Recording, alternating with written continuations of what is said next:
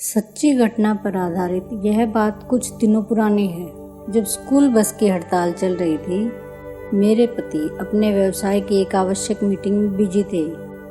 इसलिए मेरे 5 साल के बेटे को ऊपर मालिया स्कूल से लाने के लिए मुझे स्कूटी पर जाना पड़ा। जब मैं स्कूटी से घर की ओर वापस आ रही थी, तब अचानक रास्ते में मेरा बैलेंस बिगड़ा और मैं एवं मेरा बेटा हम दोनों गाड़ी सहित नीचे गिर गए। मेरे शरीर पर कई खरोंच आए, लेकिन प्रभु की कृपा से मेरे बेटे को कहीं खरोंच तक नहीं आई। हमें नीचे गिरा देख कर आसपास के कुछ लोग इकट्ठे हो गए और उन्होंने हमारी मदद करनी चाहिए। तभी मेरी काम वाली बाई राधा ने मुझे दूर से ही देख लिया और वह दौड़ी चली आई। उसने मुझे सहारा देकर खड़ा किया और अपने एक परिचित से मेरी गाड़ी एक दुकान पर खड़ी करवा दी। वह मुझे कंधे का सहारा देकर अपने घर ले गई, जो पास में ही था। जैसे ही हम घर पहुंचे, वैसे ही राधा के दोनों बच्चे हमारे पास आ गए। राधा ने अपने पल्लू से बंधा हुआ 50 का नोट निकाला और अपने बेटे को दूध, बैंडेज एवं एंटीसेप्टिक क्रीम लेने के लिए भेजा तथा अपनी बेटी रानी को पानी गर्म करने को बोला। उसने मुझे कुर्सी पर बिठाया तथा मटके का ठंडा जल पिलाया। इतने में पानी गर्म हो गया था। वह मुझे लेकर बाथरूम में गई और वहां उसने मेरे सारे जख्मों को गर्म पानी से अच्छी तरह से धोकर साफ किया और बाद में वह उठकर बाहर गई। वहां से वह एक नया टॉवल, एक नया गाउन मेरे लिए लेकर आई। उसने टॉवल से मेरा पूरा बदन पोंछा तथा जहां आवश्यकता थी वहां बैंडेज लगाई। साथ ही जहां मामूली चोट थी वहां पर एंटीसेप्टिक क्रीम लगाई। अब मुझे कुछ राहत महसूस हो रही थी। उसने मुझे पहनने के लिए नया गाउन दिया। वह बोली, यह गाउन मैंने कुछ दिन पहले ही खरीदा था, लेकिन आज तक नहीं पहना। मैडम, आप यही पहन लीजिए तथा थोड़ी देर आप रेस्ट कर लीजिए। आपके कपड़े बहुत गंदे हो रहे हैं, हम इन्हें धोकर सुखा देंगे, फिर आप अपने कपड़े बदल। मेरे पास कोई चॉइस नहीं थी। मैं गाउन पहनकर बाथरूम से बाहर आई। उसने झटपट अलमारी में से एक नया चादर निकाल और पलंग पर बिछाकर बोली, आप थोड़ी देर यहीं आराम कीजिए। इतने में बिटिया ने दूध भी गर्म कर दिया था। राधा ने दूध में 2 चम्मच हल्दी मिलाई और मुझे पीने को दिया और बड़े विश्वास से कहा, मैडम, आप यह दूध पी लीजिए, आपके सारे जख्म भर जाएंगे। लेकिन अब मेरा ध्यान तन पर था ही नहीं, बल्कि मेरे अपने मन पर था। मेरे मन के सारे जख्म एक एक करके हरे हो रहे थे। मैं सोच रही थी, कहाँ मैं और कहाँ यह राधा।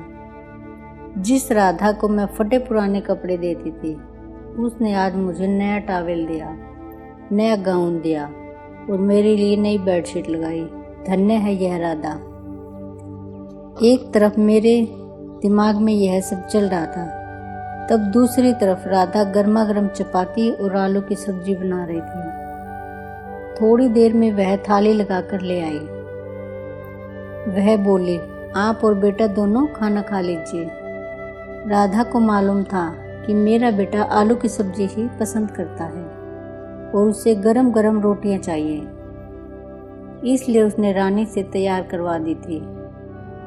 रानी बड़े प्यार से मेरे बेटे को आलू की सब्जी और रोटी खिला रही थी और मैं इधर पश्चाताप की आग में जल रही थी। सोच रही थी कि जब भी इसका बेटा राजू मेरे घर आता था, मैं उसे एक तरफ बिठा देती थी, उसको नफरत से देखती थी और इन लोगों के मन में हमारे प्रति कितना प्रेम है। यह सब सोच सोच कर मैं आत्मग्लानि से भरी जा रही थी। मेरा मन दुख और पश्चाताप से भर गया था। तभी मेरी नजर राजू के पैर पर पड़ गई, जो लंगड़ा कर चल रहा था। मैंने राधा से पूछा, राधा, इसके पैर को क्या हो गया? तुमने इलाज नहीं करवाया? राधा ने बड़े दुख भरे शब्दों में कहा, मैडम, इसके पैर का ऑपरेशन करवाना है, जिसका खर्चा करीबन 10,000 रुपये है। मैंने और राजू के पापा ने रात दिन मेहनत करके 5,000 तो जोड़ लिए हैं। 5,000 की और आवश्यकता है। हमने बहुत कोशिश की, लेकिन कहीं से मिल नहीं सके।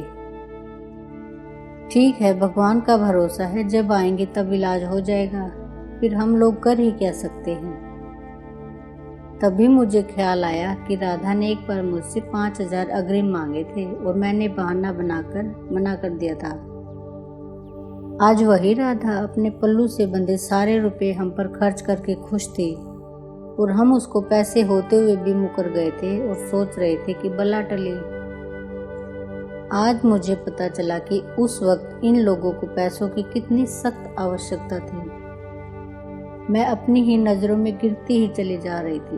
अब मुझे अपने शारीरिक जख्मों की चिंता बिल्कुल नहीं थी, बल्कि उन जख्मों की चिंता थी जो मेरी आत्मा को मैंने ही लगाए थे। मैंने दृढ़ निश्चय किया कि जो हुआ सो हुआ, लेकिन आगे जो होगा वह सर्वश्रेष्ठ ही होगा। मैंने उसी वक्त राधा के घर में जिन जिन चीज़ों का अभाव था उसकी एक लिस्ट अपने दिमाग में तैयार की। थोड़ी देर में मैं लगभग ठीक हो गई। मैंने अपने कपड़े चेंज किए, लेकिन वह गाउन मैंने अपने पास ही रखा और राधा को बोला, यह गाउन अब तुम्हें कभी भी नहीं दूंगी। यह गाउन मेरी ज़िंदगी का सबसे अमूल्य तोहफा है। राधा बोली, मैडम यह तो बहुत हल्की रेंज का है। राधा बोली, मैडम यह तो बहुत हल्की रेंज का है। राधा की बात का मेरे पास कोई जवाब नहीं था। मैं घर आ गई, लेकिन रात भर सो नहीं पाई। मैंने अपनी सहेली के मिस्टर, जो कि हड्डी रोग विशेषज्ञ थे, उनसे राजू के लिए अगले दिन का अपॉइंटमेंट लिया। दूसरे दिन मेरी किटी पार्टी भी थी, लेकिन मैंने वह पार्टी कैंसिल कर दी और राधा की ज़रूरत का सारा सामान खरीदा और वह सामान लेकर मैं राधा के घर पहुंच गई। राधा समझ ही नहीं पा रही थी कि इतना सारा सामान एक साथ मैं उसके घर में लेकर क्यों गई। मैंने धीरे से उसको पास में बिठाया और बोला, मुझे मैडम मत कहो, मुझे अपनी बहन ही समझो। और हाँ, कल सुबह 7 बजे राजू को दिखाने चलना है। उसका ऑपरेशन जल्द से जल्द करवा लेंगे और तब राजू भी ठीक हो जाएगा। खुशी से राधा रो पड़ी, लेकिन यह भी कहती रही कि मैडम यह सब आप क्यों कर रहे हो? हम बहुत छोटे लोग हैं, हमारे यहाँ तो यह सब कुछ चलता ही रहता है। वह मेरे पैरों में झुकने लगी। यह सब सुनकर और देखकर मेरा मन विद्रवित हो उठा और मेरी आंखों से भी आंसू के झरने फूट पड़े। मैंने उसको दोनों हाथों से ऊपर उठाया और गले लगा लिया।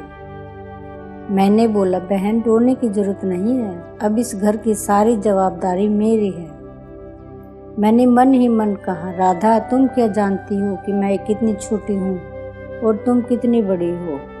आज तुम लोगों के कारण मेरी आंखें खुल सकी। मेरे पास इतना सब कुछ होते हुए भी मैं भगवान से और अधिक की भीख मांगती रही। मैंने कभी संतोष का अनुभव नहीं किया, लेकिन आज मैंने जाना कि असली खुशी पाने में नहीं, देने में है। आशा करती हूँ दोस्तों ये कहानी आपको पसंद आई होगी। इस कहानी के बारे में आपकी क्या राय है, हमें कमेंट्स करके अवश्य बताएं। अगर आप हमारे चैनल पर नए हैं तो हमारे चैनल को सब्सक्राइब जरूर कीजिए। कहानी सुनने के लिए आपका बहुत बहुत धन्यवाद।